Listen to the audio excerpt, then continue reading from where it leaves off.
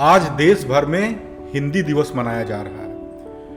वैसे तो हिंदी भाषा का इतिहास करीब 1000 वर्ष पुराना है, लेकिन 14 सितंबर 1953 में पहली बार देश में हिंदी दिवस मनाया गया था। हिंदी भाषा का योगदान भारत के स्वाधीनता संग्राम, साहित्य और तमाम क्षेत्रों में विशेष रहा है। विश्व के सबसे प्राचीन और सरल भाषा के रूप में पहचान रखने वाली हिंदी का गौरवशाली इतिहास रहा है। 1918 में गांधी जी ने हिंदी को राष्ट्रभाषा कहा था, साथ ही पूरे देश को जोड़ने वाली भाषा बताया था। भारत में हिंदी सबसे लोकप्रिय भाषा है।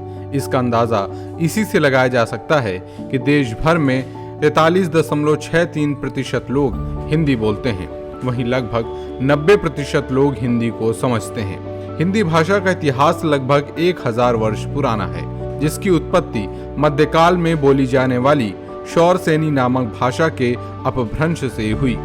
हिंदी की लोकप्रियता को देखते हुए भारत में इस भाषा को राजभाषा का दर्जा दिया गया है।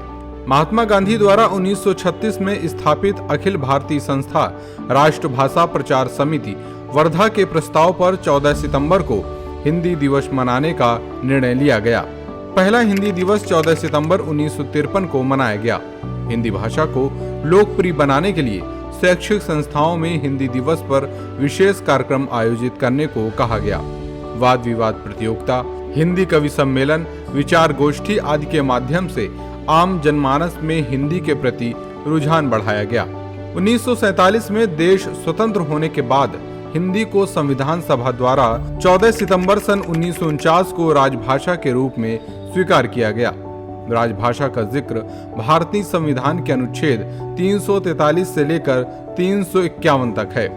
भारत में सभी राजकीय कार्य अंग्रेजी के साथ हिंदी भाषा में किए जाते हैं। वैसे तो हिंदी भाषा की उत्पत्ति संस्कृत भाषा से मानी जाती है, लेकिन अगर हिंदी शब्द की उत्पत्ति की बात करें, जब ईरानी भारत आए और वह सिंधु नदी के किनारे उतरे, तब उन्होंने सिंध को हिंदू कहकर संबोधित किया।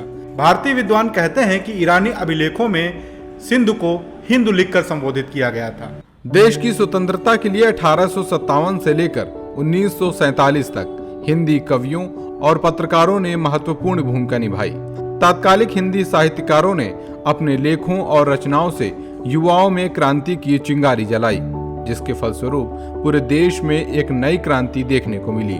उस समय के कवियों और लेखकों ने, जैसे कि माखनलाल चतुर्वेदी, मैथिली शरण गुप्त, सुभद्रा कुमारी चौहान, जगदम्बा प्रसाद मिश्र ने अपनी हिंदी लेखनी के माध्यम से लोगों के बीच क्रांति की ज्वाला जगाई। आज दुनिया भर में हिंदी की लोकप्रियता का अंदाजा इसी बात से लगाया जा सकता है कि दुनिया भर में आज तीसरी सबसे बड़ी भाषा हिंदी ही है। America, Singapore, Canada, France, Germany आदि देशों में हिंदी चौथी सबसे बड़ी भाषा बन गई है।